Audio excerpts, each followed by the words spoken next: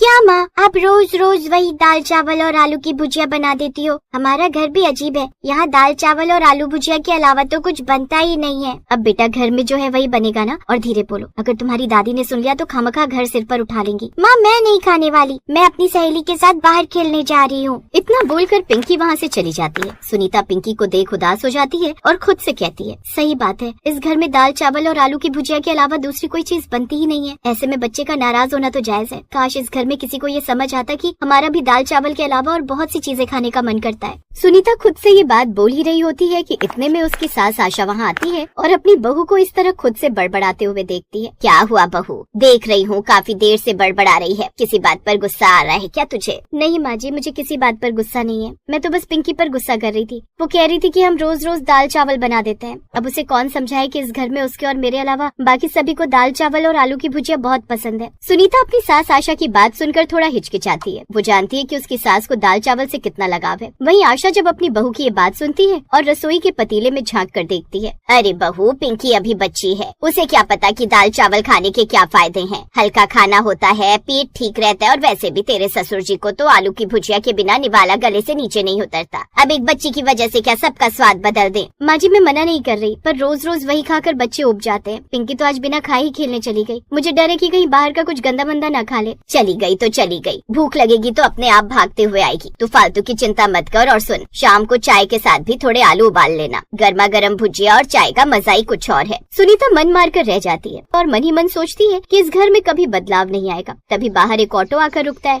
सुनीता खिड़की से बाहर देखती है तो उसके चेहरे पर मुस्कान आ जाती है। अरे माँ जी देखिए तो बाहर कौन आया है? ननद रानी आई है, मंजू दीदी आई है। आशा जैसे ही अपनी बेटी मंजू का नाम सुनती है वो लपक कर दरवाजे की तरफ भागती है, जहाँ वो देखती है कि मंजू हाथ में 3-4 बड़े बड़े थैले लिए अंदर आती है। उसके पीछे उसका बेटा चोंटू भी होता है। राम राम माँ, कैसी हो? और सुनीता कैसी है तू? देख मैं आ गई बिना बताए सरप्राइज देने। अरे मंजू तू अचानक बड़ी खुशी हुई तुझे देखकर। आ बैठ, पानी पी। बहू जरा जल्दी से दीदी के लिए ठंडा पानी ला, और देख रसोई में दाल चावल तो तैयार हैं ही, दीदी के लिए परोस दे। मंजू जैसे ही दाल चावल का नाम सुनती है वो अपना चेहरा सिकोड़ लेती है। माँ रहने दो अपनी वही पुरानी दाल चावल और आलू की भुजिया। मुझे पता था कि तुम्हारे घर में इसके अलावा कुछ नहीं मिलेगा, इसीलिए तो मैं अपने साथ पूरा खजाना लेकर आई हूँ। सुनीता पानी लेकर आती है और उन डिब्बों को देखकर दंग रह जाती है। दीदी ये सब क्या है? इसमें से तो बड़ी लाजवाब खुशबू आ रही है। सुनीता ये है असली चटपटा नाश्ता। इसमें पनीर के पकौड़े हैं, समोसे हैं, और ये देख चटाकेदार पाव भाजी। माँ आज कोई दाल चावल नहीं खाएगा, आज ये सब चटपटा नाश्ता करेंगे। अरे मंजू ये सब बाहर का खाना सेहत के लिए ठीक नहीं होता, और फिर तेरे पापा क्या कहेंगे? उन्हें तो सादा खाना ही पसंद है। माँ पापा को भी आज कुछ नया चखने दो, रोज वही आलू खा खाकर उनके घुटनों में भी आलू भर गया। सुनीता जा जल्दी से प्लेटें निकाल कर ला, आज हम सब पार्टी करेंगे। ननद की बात सुनकर सुनीता भागकर रसोई में जाती है और प्लेटें लेकर आती है। तभी पिंकी भी बाहर से खेलकर वापस आ जाती है। जैसे वो घर के अंदर कदम रखती है उसे खाने की खुशबू आती है। वो अपनी बुआ को देखकर खुश हो जाती है।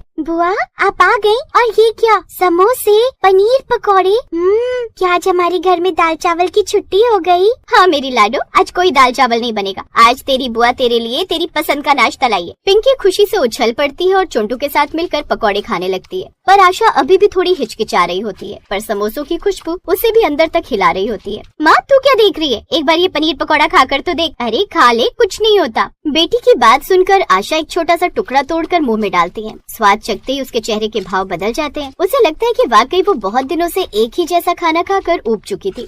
स्वाद तो वाकई बहुत अच्छा है। बहू सच कहूँ तो दाल चावल खा खाकर मेरी जीभ भी पत्थर जैसी हो गई थी। आज कुछ मजा आया। माँ जी मैं तो यही समझा रही थी, पर आप तो बस अपनी पुरानी बात पर अड़ी हुई थी। सब लोग टेबल पर नाश्ता कर रहे होते हैं कि तभी पिंकी के पापा यानी आकाश ऑफिस से वापस आ जाते हैं। वो देखते हैं कि पूरा परिवार हॉल में बैठकर कुछ चटपटा खा रहा है। अरे वाह, आज तो घर में मेला लगा है। और मंजू तू क्या भाई, बड़ी अच्छी महक आ रही है भाई। भाई आओ बैठो, आज तुम्हारी दाल चावल वाली सरकार गिर गई है। आज यहाँ चटपटे नाश्ते की पार्टी चल रही है। अरे वाह, मुझे तो यकीन ही नहीं हो रहा कि माँ पाव भाजी खा रही है। माँ कल तक तो आप कहती थी कि ये सब पेट खराब करता है। चुप कर, कभी कभी चलता है, और वैसे भी मंजू इतने प्यार से लाई है तो कैसे मना करती। और अब आकाश भी सबके साथ बैठ जाता है। घर में जो शांति और उदासी छाई रहती थी वो अब हंसी मजाक में बदल जाती है। तभी पिंकी एक बात बोलती है जिससे सब चुप हो जाते हैं। बुआ आप तो रोज नहीं आ सकती, कल फिर माँ वही दाल चावल बनाएंगी और फिर मेरा मन उदास हो जाएगा। काश हमारे घर में भी ऐसा नाश्ता रोज बनता। पिंकी की बात सुनकर सुनीता का चेहरा उतर जाता है। मंजू सुनीता की तरफ देखती है और फिर अपनी माँ की तरफ। माँ पिंकी सही कह रही है, तुम लोग खाने के मामले में बहुत ज्यादा पुराने ख्याल के हो गए। सुनीता को भी नया नया खाना बनाना आता है, पर तुम उसे मौका ही नहीं देती। अगर ये लोग रोज वही एक चीज खाएंगे तो बच्चों का मन घर के खाने से उठ जाएगा। पर बेटा, रोज रोज ये तली हुई चीजें बनाना भी तो मुश्किल है ना। माँ जी, जरूरी नहीं कि हम रोज पकौड़े ही बनाएं। हम पोहा, उपमा, चीला या सैंडविच भी तो बना सकते हैं। इनमें मेहनत भी कम है और ये दाल चावल से अलग भी है। उन सब की बात सुनकर आशा सोच में पड़ जाती है। उसे लगता है कि उसकी जिद की वजह से घर के बच्चे और बहू परेशान रहते हैं। वो आकाश की तरफ देखती है जो बड़े मजे से पाव भाजी का आनंद ले रहा है। ठीक है भाई, मैं हार मानती हूँ। आज से इस घर में दाल चावल का राज खत्म। बहू तू हफ्ते में 3 दिन अपनी पसंद का नाश्ता और खाना बनाएगी, और पिंकी तू अब कभी भूखी नहीं सोएगी, ठीक है? सच्ची दादी, आप तो दुनिया की सबसे अच्छी दादी हो।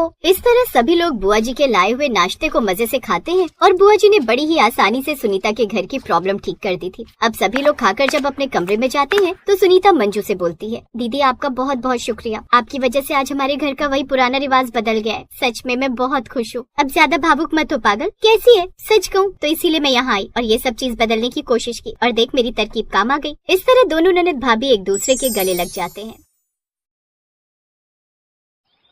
पापा, मैं शिखर से प्यार करती हूँ और उसी से शादी करूंगी। ठीक है फिर, अगर तुझे उस गरीब लड़के से ही शादी करनी है तो निकल जा मेरे घर से, और आज के बाद कभी यहाँ मत आना, समझी? रुचि ने अपना बैग उठाया और अपने अमीर पिता की हवेली छोड़कर शिखर से ब्याह कर उसके गांव आ गई। छी शिखर, ये गांव में पहुंचते कैसी गंदी सी स्मेल आ रही है। अरे ये बदबू नहीं बल्कि गांव की पहचान है, मतलब गौ माता के गोबर की खुशबू। वो देखो, वहाँ देखो कैसे वो काकी गोबर के उपले बना रही है। छी, ये अपने हाथों में गोबर कैसे उठा रही है?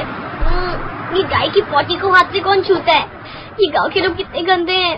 फिर कुछ देर बाद उनकी कार एक घर के बाहर आकर रुकती है। अरे, ये कार यहाँ क्यों रोक दी?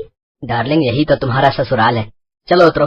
रुचि जैसे ही कार से उतरती है तो उसकी सैंडल कीचड़ में फंस जाती है। ओह नो, ये क्या हो गया? शिखर डार्लिंग, हेल्प मी। शिखर उसकी मदद करके उसका पैर बाहर निकालता है। ओह नो, मेरी 10,000 की सैंडल खराब हो गई, लेकिन ये तो अब 10 रुपए की भी नहीं रही। You shut up. है? Shut up? भैया, ये भाभी कौन सा शटर अप करने के लिए कह रही है? शटर तो बिरजू काका की दुकान में लगा है। शिखर, कौन है ये बदतमीज लड़की? अरे ये मेरी छोटी बहन शीतल है, थोड़ी पगलैट है, कब कहाँ क्या बोलना है इसकी समझ नहीं है इसे। तभी हाथों में थाली लिए शिखर की माँ आशा आती है।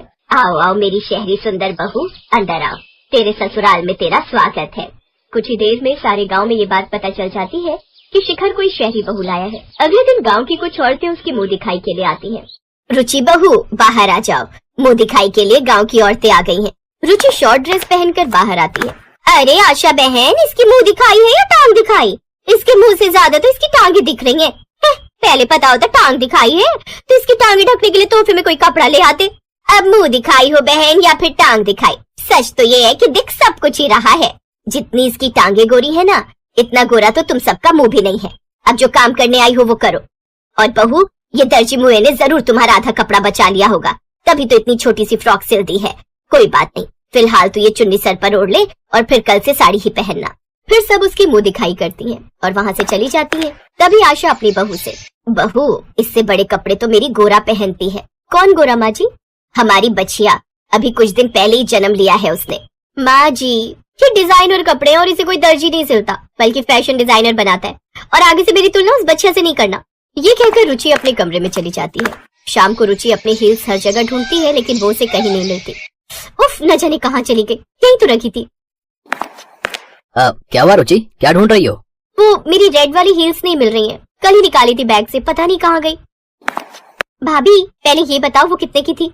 पूरे 15,000 की। लेकिन तुम ये क्यों पूछ रही हो? क्योंकि आपकी वो 15,000 की हील्स हमारी गोरा पहनकर घूम रही है। माँ ने उसे वो हील पहना दी है।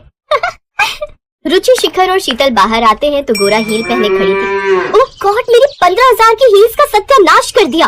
अरे बहुरिया, तुम्हारी ये हील तो बहुत अच्छी है। देखो ना, गोरा बार बार खुटिया से भाग जाती है। अब हमने तुम्हारी खुटिया से इसे बांध दिया, अब मजाल है वो कहीं भाग पाए। ओह, मैं परेशान हो गई हूँ इन देहातियों से। ए बहुरिया, जुबान संभाल कर हमको देहाती बोली, अंग्रेजी चिड़िया, अंग्रेज की बेटी। अगले दिन, अरे शीतल, ये सब औरतें सुबह सुबह लोटा लेकर कहाँ जा रही हैं? झाड़े हैं? झाड़े मतलब भगन करने। अब आप भी जल्दी चलो, नहीं तो पूरी तरह सवेरा हो गया तो फिर जा नहीं पाओगी। ओ गॉड, उसे फ्रेश होना कहते हैं, और मैं बाहर यूं खुले में नहीं जाऊंगी। मेरे लिए बाथरूम बनवाओ। अरे ओ सहरी तितली, तुझे इतना पता नहीं क्या कि आंगन में तुलसी की जगह होती है, शौचालय बनाने की नहीं। अब एक बार फिर से रुचि की बहस अपनी सास से होती है। इस तरह घर में दोनों की सोच को लेकर झगड़ा बढ़ता ही जाता है। फिर रात को रुचि शिखर से, शिखर मैं अब और इस गांव में नहीं रह सकती। 2 कमरों की इस झोपड़ी वाले ससुराल में कहाँ पहले मैं मायके में महारानी बनकर रहती थी, लेकिन यहाँ तो मेरी हालत नौकरानी जैसी हो गई है। ऊपर से यहाँ के लोग कितने गंदे से रहते हैं। हाथ से गोबर उठाना, गोबर से घर लीपना, उपले बनाना, छीछी और ना जाने क्या क्या। देखो रुचि, मैंने तुम्हें पहले ही सब कुछ बता दिया था कि मेरा घर गांव में है, लेकिन तुम्ही ने कहा कि तुम सब एडजस्ट कर लोगी। और जैसे कपड़े तुम यहाँ पहनती हो ना रुचि, वो सब शोभा नहीं देता, समझी। अब तुम गांव में रहती हो तो यहाँ के तौर तरीकों से ही रहना होगा। ये बात सुनकर रुचि रोने लगती है। तुम्हारे लिए मैंने अपना इतना बड़ा घर छोड़ा, अपने लोगों को छोड़ा, और तुम मुझे ही एडजस्ट करने को कह रहे हो। अरे मेरी माँ, मैं भी तो तुम्हारे लिए ही ये सब कह रहा हूँ।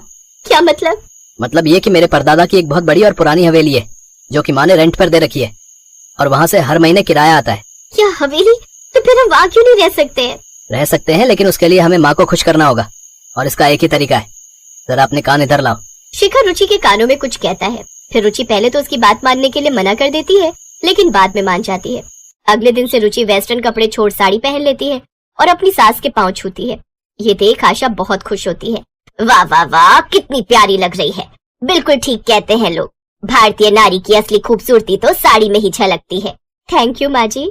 हवेली के लालच में अब रुचि अपनी सास की खूब सेवा करती है।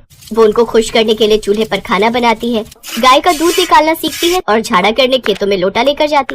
तो वहीं अपनी बहू की सेवा से खुश होकर आशा भी बदलने की सोचती है। जब ये बहू इतने अमीर घर की होकर हमारे लिए इतना कुछ कर सकती है, तो फिर हम क्यों नहीं इसके लिए अपना रहन सहन बदल सकते हैं। अब आशा देवी अपनी उस हवेली को खाली करवाती है और उसमें सुख सुविधा की हर चीज लाकर रख देती है।